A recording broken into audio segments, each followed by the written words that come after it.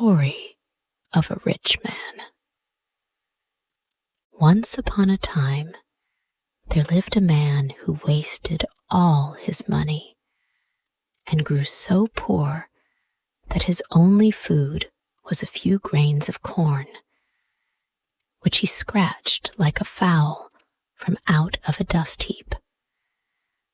One day, he was scratching as usual among a dust heap in the street, hoping to find something for breakfast, when his eye fell upon a small silver coin called an eighth, which he greedily snatched up. Now I can have a proper meal, he thought, and after drinking some water at a well, he lay down and slept so long that it was sunrise before he woke again. Then he jumped up and returned to the dust heap.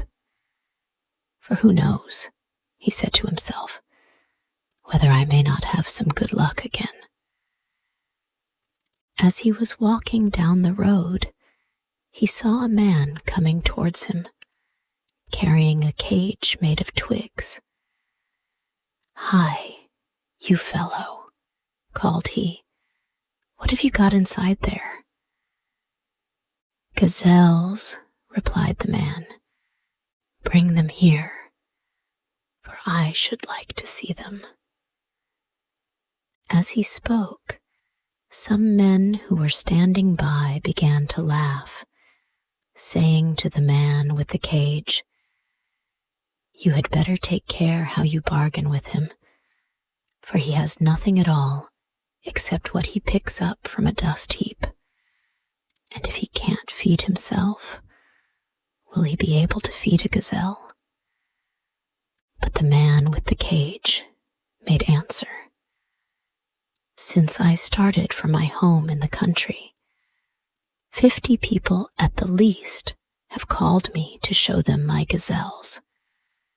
And was there one among them who cared to buy?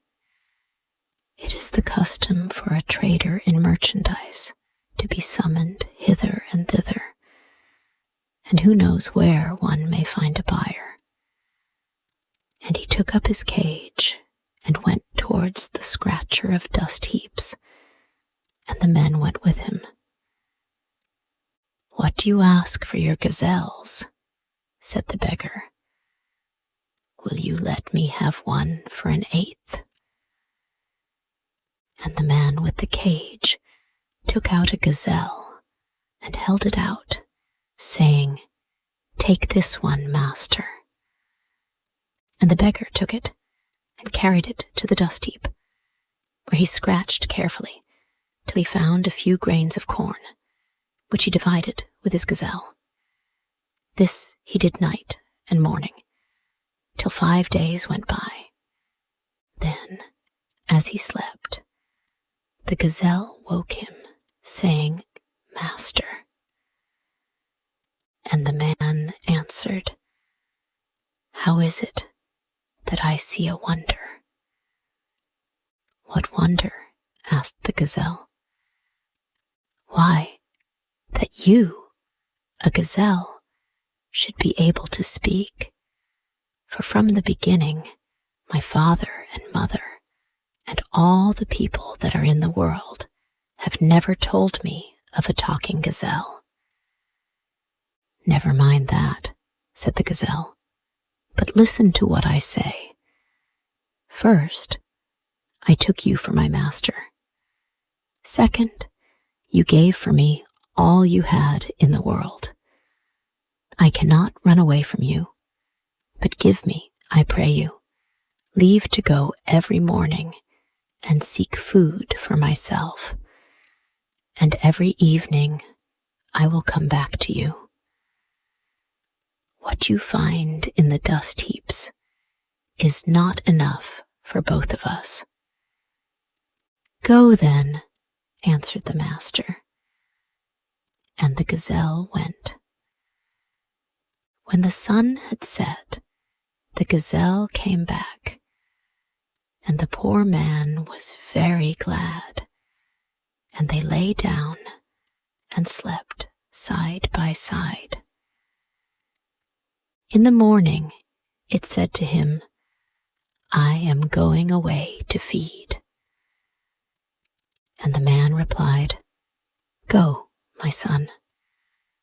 But he felt very lonely without his gazelle, and set out sooner than usual for the dust heap, where he generally found most corn. And glad he was when the evening came, and he could return home. He lay on the grass chewing tobacco, when the gazelle trotted up. "Good evening, my master. How have you fared all day?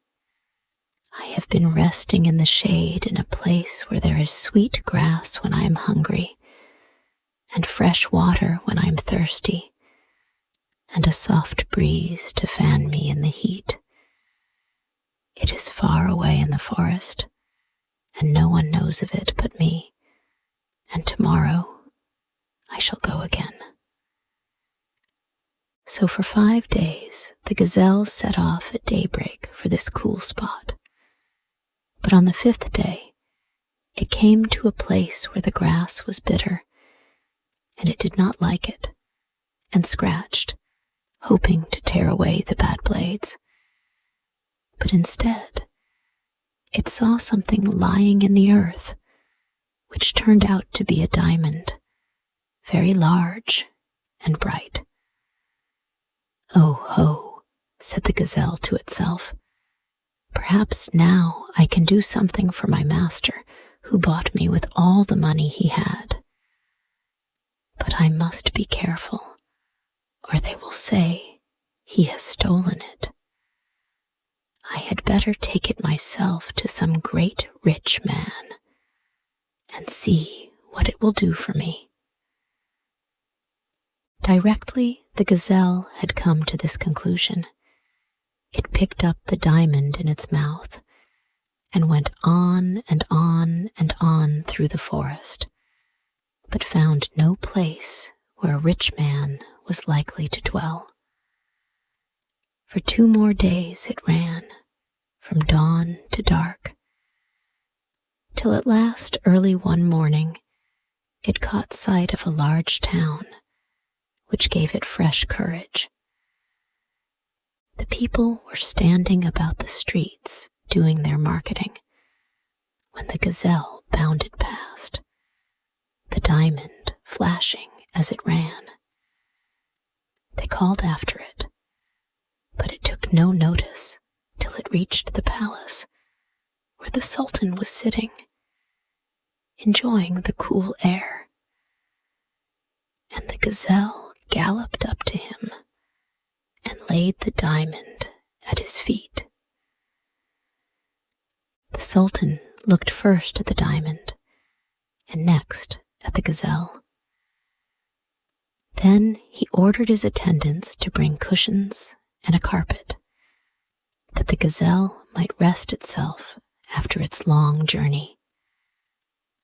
And he likewise ordered milk to be brought, and rice, that it might eat and drink and be refreshed.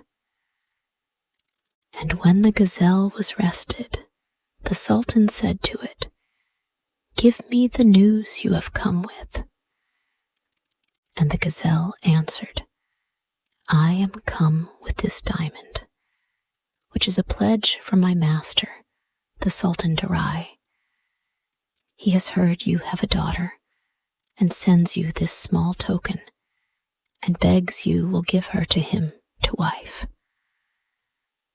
And the Sultan said, "I am content. The wife is his wife, the family is his family, the slave is his slave. Let him come to me empty-handed. I am content." When the Sultan had ended, the gazelle rose and said, "Master, farewell. I go back to our town, and in 8 days, or it may be in 11 days, we shall arrive as your guests." And the Sultan answered, "So let it be." All this time the poor man far away had been mourning and weeping for his gazelle, which he thought had run away from him forever. And when it came in at the door, he rushed to embrace it with such joy that he would not allow it a chance to speak. "Be still, master, and don't cry," said the gazelle at last. "Let us sleep now, and in the morning, when I go, follow me." With the first ray of dawn, they got up and went into the forest. And on the 5th day, as they were resting near a stream, the gazelle gave its master a sound beating, and then bade him stay where he was till it returned. And the gazelle ran off, and about 10 o'clock it came near the Sultan's palace, where the road was all lined with soldiers who were there to do honor to Sultan Darai. And directly they caught sight of the gazelle in the distance, one of the soldiers ran on and said, "Sultan Darai is coming. I have seen the gazelle." Then the Sultan rose up and called his whole court to follow him, and went out to meet the gazelle, who, bounding up to him, gave him greeting. The Sultan answered politely and inquired where it had left its master, whom it had promised to bring back. "Alas," replied the gazelle, "he is lying in the forest, for on our way here we were met by robbers, who, after beating and robbing him, took away all his clothes, and he is now hiding under a bush, lest a passing stranger might see him."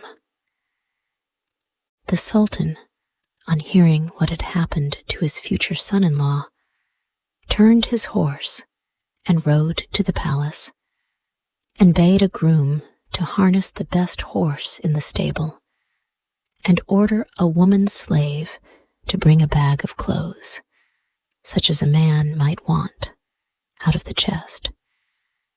And he chose out a tunic and a turban and a sash for the waist, and fetched himself a gold-hilted sword, and a dagger, and a pair of sandals, and a stick of sweet-smelling wood. "Now," said he to the gazelle, "take these things with the soldiers to the Sultan, that he may be able to come." And the gazelle answered, "Can I take those soldiers to go and put my master to shame as he lies there naked? I am enough by myself, my lord." "How will you be enough," asked the Sultan, "to manage this horse and all these clothes?" "Oh, that is easily done," replied the gazelle. "Fasten the horse to my neck, and tie the clothes to the back of the horse, and be sure they are fixed firmly, as I shall go faster than he does." Everything was carried out as the gazelle had ordered, and when all was ready, it said to the Sultan, "Farewell, my lord, I am going." "Farewell, gazelle," answered the Sultan. "When shall we see you again?" "Tomorrow about 5, replied the gazelle, and giving a tug to the horse's rein, they set off at a gallop. The Sultan watched them till they were out of sight.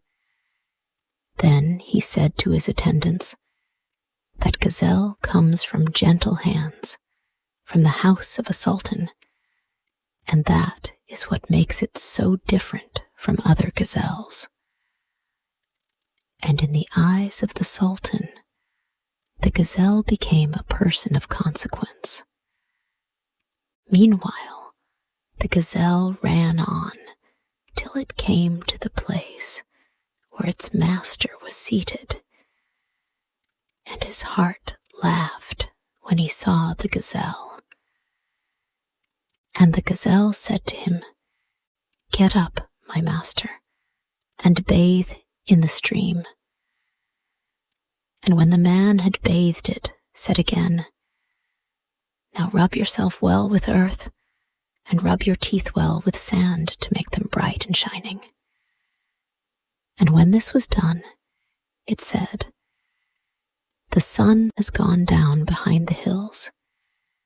It is time for us to go." So it went and brought the clothes from the back of the horse, and the man put them on and was well pleased. "Master," said the gazelle when the man was ready, "be sure that where we are going, you keep silence, except for giving greetings and asking for news. Leave all the talking to me. I have provided you with a wife, and have made her presents of clothes and turbans and rare and precious things. So it is needless for you to speak." "Very good, I will be silent," replied the man as he mounted the horse. "You have given all this. It is you who are the master, and I who am the slave, and I will obey you in all things." So they went their way, and they went and went till the gazelle saw in the distance the palace of the sultan. Then it said, "Master, that is the house we are going to, and you are not a poor man any longer. Even your name is new." "What is my name, my father?" asked the man. "Sultan Darai," said the gazelle. Very soon, some soldiers came to meet them, while others ran off to tell the sultan of their approach. And the sultan set off at once, and the viziers and the emirs and the judges and the rich men of the city all followed him. Directly the gazelle saw them coming, it said to its master, "Your father-in-law is coming to meet you. That is he in the middle, wearing a mantle of sky blue. Get off your horse and go to greet him." And Sultan Darai leapt from his horse, and so did the other sultan, and they gave their hands to one another and kissed each other and went together into the palace. The next morning, the gazelle went to the rooms of the sultan and said to him, "My lord, we want you to marry us our wife, for the soul of Sultan Darai is eager." "The wife is ready, so call the priest," answered he. And when the ceremony was over, a cannon was fired and music was played, and within the palace there was feasting. "Master," said the gazelle the following morning, "I am setting out on a journey, and I shall not be back for 7 days, and perhaps not then. But be careful not to leave the house till I come." And the master answered, "I will not leave the house." And it went to the sultan of the country and said to him, "My lord, Sultan Darai has sent me to his town to get the house in order. It will take me 7 days, and if I am not back in 7 days, he will not leave the palace till I return." "Very good," said the Sultan. And it went through the forest and wilderness till it arrived at a town full of fine houses. At the end of the chief road was a great house, beautiful exceedingly, built of sapphire and turquoise and marbles. "That," thought the gazelle, "is the house for my master, and I will call up my courage and go and look at the people who are in it, if any people there are. For in this town have I as yet seen no people.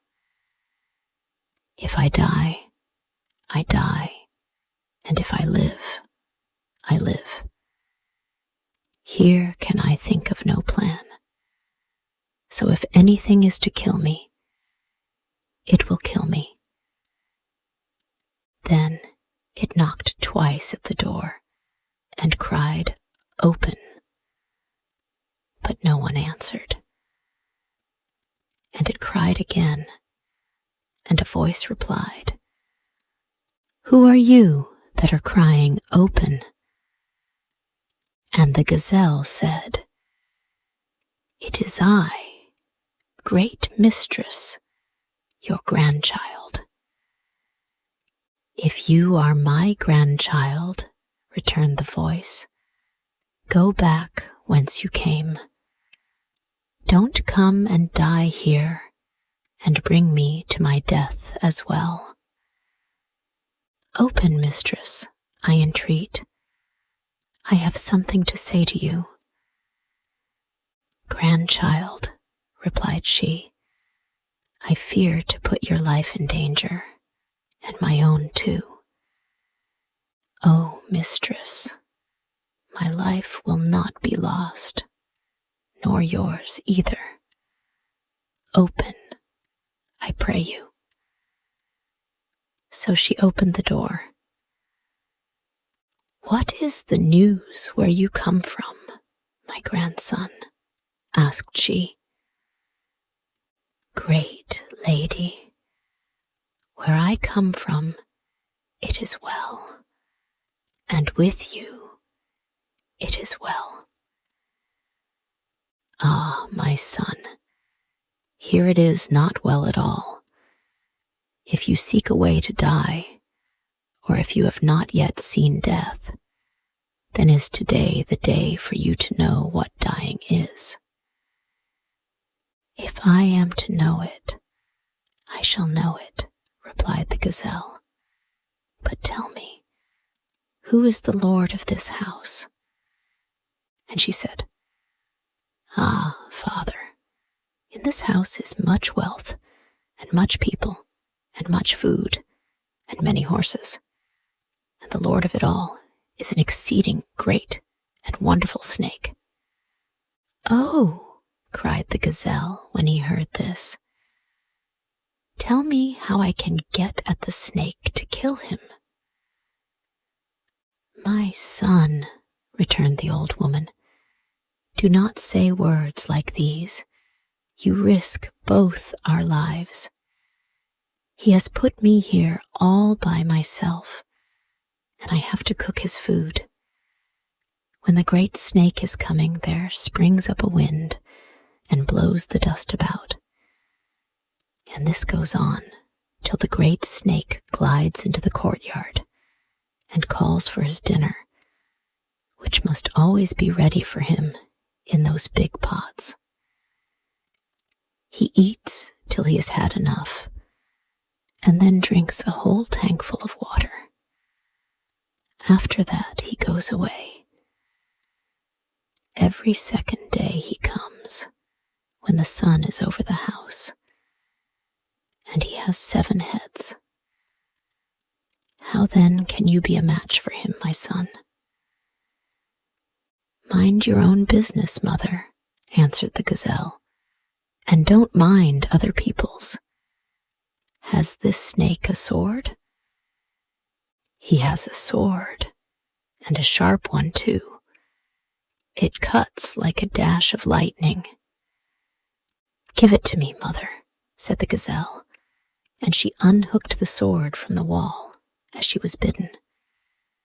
"You must be quick," she said, "for he may be here at any moment.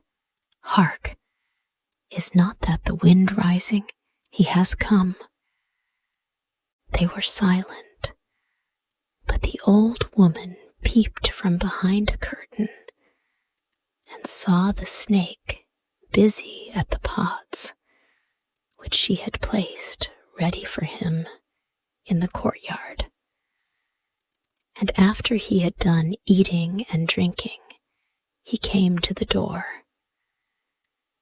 "You old body," he cried, "what smell is that I smell inside that is not the smell of every day?"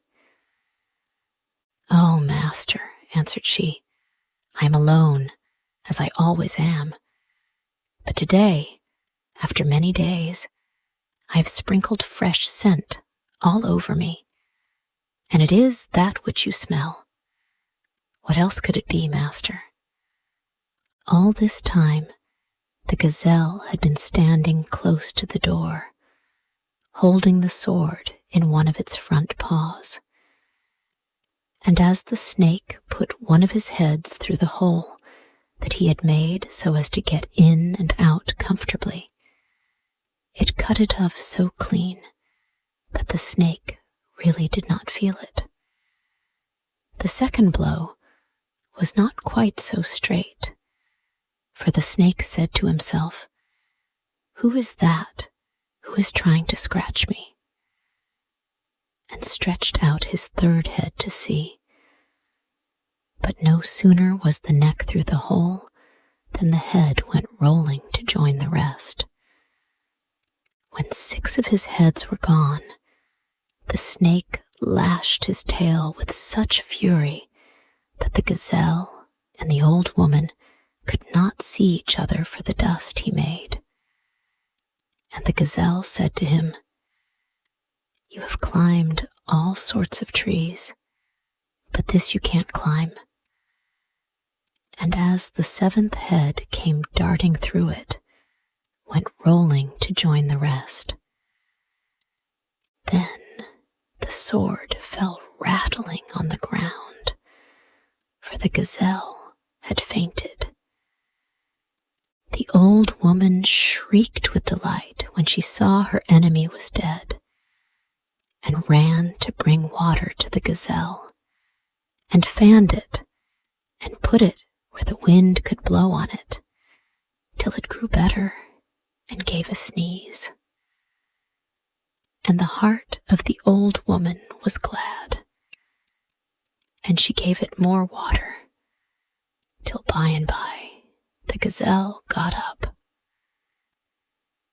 "Show me this house," it said, "from beginning to end, from top to bottom, from inside to out." So she arose and showed the gazelle rooms full of gold and precious things, and other rooms full of slaves. "They are all yours, goods and slaves," said she. But the gazelle answered, "You must keep them safe till I call my master." For 2 days it lay and rested in the house, and fed on milk and rice, and on the 3rd day it bade the old woman farewell and started back to its master. And when he heard that the gazelle was at the door, he felt like a man who has found the time when all prayers are granted, and he rose and kissed it, saying, "My father, you have been a long time. You have left sorrow with me. I cannot eat. I cannot drink. I cannot laugh. My heart felt no smile at anything because of thinking of you. And the gazelle answered, I am well, and where I come from, it is well, and I wish that after 4 days you would take your wife and go home. And he said, It is for you to speak. Where you go, I will follow. Then I shall go to your father-in-law and tell him this news. Go, my son. So the gazelle went to the father-in-law and said, I am sent by my master to come and tell you that after 4 days he will go away with his wife to his own home. Must he really go so quickly? We have not yet sat much together, I and Sultan Darai, nor have we yet talked much together, nor have we yet ridden out together, nor have we eaten together. Yet it is 14 days since he came. But the gazelle replied, My lord, you cannot help it, for he wishes to go home, and nothing will stop him. Very good, said the Sultan, and he called all the people who were in the town and commanded that the day his daughter left the palace, ladies and guards were to attend her on her way. And at the end of 4 days, a great company of ladies and slaves and horses went forth to escort the wife of Sultan Darai to her new home. They rode all day, and when the sun sank behind the hills, they rested and ate of the food the gazelle gave them, and lay down to sleep. And they journeyed on for many days, and they all, nobles and slaves, loved the gazelle with a great love, more than they loved the Sultan Darai. At last, one day signs of houses appeared, far, far off, and those who saw cried out, Gazelle. And it answered, Ah, my mistresses, that is the house of Sultan Darai. At this news, the women rejoiced much, and the slaves rejoiced much. And in the space of 2 hours, they came to the gates, and the gazelle bade them all stay behind. And it went on to the house with Sultan Darai. When the old woman saw them coming through the courtyard, she jumped and shouted for joy. And as the gazelle drew near, she seized it in her arms and kissed it. The gazelle did not like this and said to her, Old woman, leave me alone. The one to be carried is my master, and the one to be kissed is my master. And she answered, Forgive me, my son. I did not know this was our master. And she threw open all the doors so that the master might see everything that the rooms and storehouses contained. Sultan Darai looked about him, and at length he said, Unfasten those horses that are tied up, and let loose those people that are bound, and let some sweep, and some spread the beds, and some cook, and some draw water, and some come out and receive the mistress. And when the Sultana and her ladies and her slaves entered the house, and saw the rich stuffs it was hung with, and the beautiful rice that was prepared for them to eat, they cried, "Ah, you gazelle, we have seen great houses. We have seen people. We have heard of things. But this house, and you, such as you are, we have never seen or heard of." After a few days, the ladies said they wished to go home again. The gazelle begged them hard to stay, but finding they would not, it brought many gifts and gave some to the ladies and some to their slaves. And they all thought the gazelle greater 1,000 times than its master, Sultan Darai. The gazelle and its master remained in the house many weeks, and one day it said to the old woman, "I came with my master to this place, and I have done many things for my master, good things. Until today, he has never asked me, 'Well, my gazelle, how did you get this house? Who is the owner of it? And this town, were there no people in it?' All good things I have done for the master, and he has not one day done me any good thing. But people say, if you want to do anyone good, don't do him good only, do him evil also, and there will be peace between you. So, mother, I have done. I want to see the favors I have done to my master, that he may do me the like." "Good," replied the old woman, and they went to bed. In the morning, when light came, the gazelle was sick in its stomach and feverish, and its legs ached. And it said, "Mother," and she answered, "Here, my son." And it said, "Go and tell my master upstairs, the gazelle is very ill." "Very good, my son.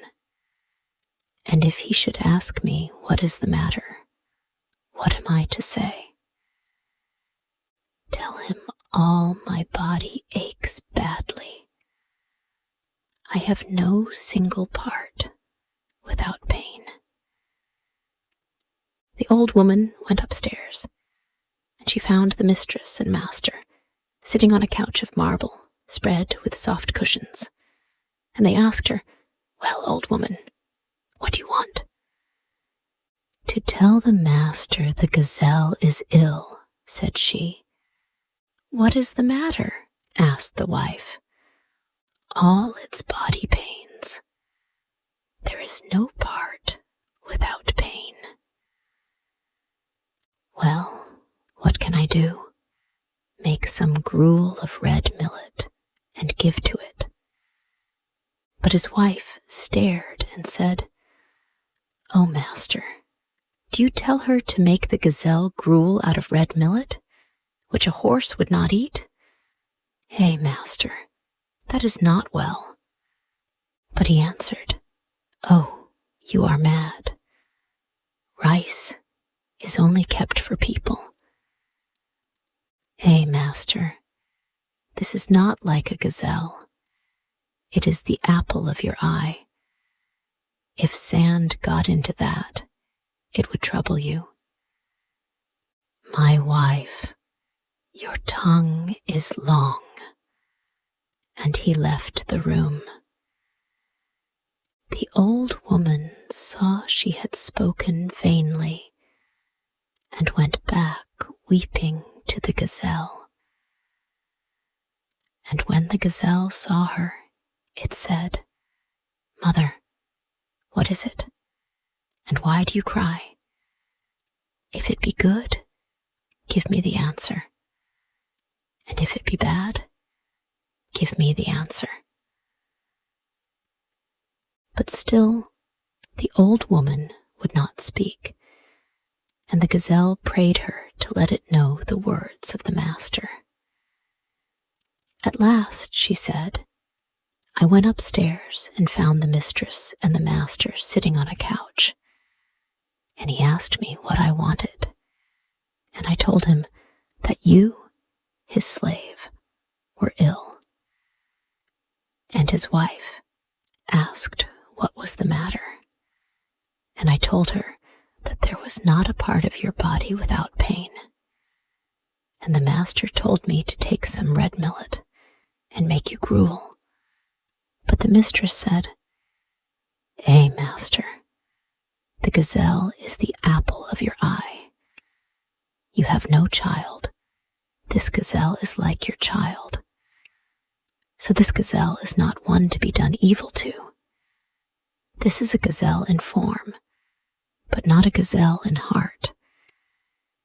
He is in all things better than a gentleman, be he who he may. And he answered her, "Silly chatterer, your words are many. I know its price. I bought it for an eighth. What loss will it be to me?" The gazelle kept silence for a few moments.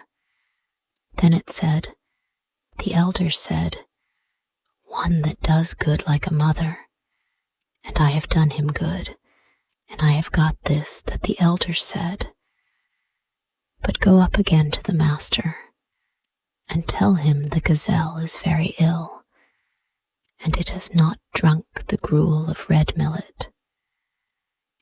So the old woman returned and found the master and the mistress drinking coffee. And when he heard what the gazelle had said, he cried, "Hold your peace, old woman, and stay your feet, and close your eyes, and stop your ears with wax. And if the gazelle bids you come to me, say, your legs are bent, and you cannot walk. And if it begs you to listen, say, your ears are stopped with wax. And if it wishes to talk, reply that your tongue has got a hook in it." The heart of the old woman wept as she heard such words, because she saw that when the gazelle first came to that town, it was ready to sell its life to buy wealth for its master. Then it happened to get both life and wealth. But now it had no honor with its master. And tears sprung likewise to the eyes of the sultan's wife, and she said, "I am sorry for you, my husband, that you should deal so wickedly with that gazelle." But he only answered, "Old woman, pay no heed to the talk of the mistress. Tell it to perish out of the way. I cannot sleep. I cannot eat. I cannot drink, for the worry of that gazelle. Shall a creature that I bought for an eighth trouble me from morning till night? Not so, old woman." The old woman went downstairs, and there lay the gazelle, blood flowing from its nostrils. And she took it in her arms and said, "My son, the good you did is lost. There remains only patience." And it said, "Mother, I shall die, for my soul is full of anger and bitterness. My face is ashamed that I should have done good to my master, and that he should repay me with evil." It paused for a moment, and then went on, "Mother, of the goods that are in this house, what do I eat? I might have every day half a basinful, and would my master be any the poorer? But did not the elders say, 'He that does good like a mother'? And it said, 'Go and tell my master that the gazelle is nearer death than life. So she went and spoke as the gazelle had bidden her. But he answered, I have told you to trouble me no more. But his wife's heart was sore, and she said to him, Ah, master, what has the gazelle done to you? How has he failed you? The things you do to him are not good, and you will draw on yourself the hatred of the people. For this gazelle is loved by all, by small and great, by women and men. Ah, my husband, I thought you had great wisdom, and you have not even a little. But he answered, You are mad, my wife. The old woman stayed no longer, and went back to the gazelle, followed secretly by the mistress, who called a maidservant and bade her take some milk and rice and cook it for the gazelle. Take also this cloth, she said, to cover it with, and this pillow for its head. And if the gazelle wants more, let it ask me, and not its master. And if it will, I will send it in a litter to my father, and he will nurse it till it is well. And the maidservant did as her mistress bade her, and said what her mistress had told her to say. But the gazelle made no answer, but turned over on its side and died quietly. When the news spread abroad, there was much weeping among the people, and Sultan Darai arose in wrath and cried, You weep for that gazelle as if you wept for me. And after all, what is it but a gazelle that I bought for an eighth? But his wife answered, Master, we looked upon that gazelle as we looked upon you. It was the gazelle who came to ask me of my father. It was the gazelle who brought me from my father, and I was given in charge to the gazelle by my father. And when the people heard her, they lifted up their voices and spoke. We never saw you. We saw the gazelle. It was the gazelle who met with trouble here. It was the gazelle who met with rest here. So then, when such an one departs from this world, we weep for ourselves. We do not weep for the gazelle. And they said furthermore, The gazelle did you much good, and if anyone says he could have done more for you, he is a liar. Therefore, to us who have done you no good, what treatment will you give? The gazelle has died from bitterness of soul, and you ordered your slaves to throw it into the well. Ah, leave us alone, that we may weep. But Sultan Darai would not heed their words, and the dead gazelle was thrown into the well. When the mistress heard of it, she sent 3 slaves, mounted on donkeys, with a letter to her father, the Sultan.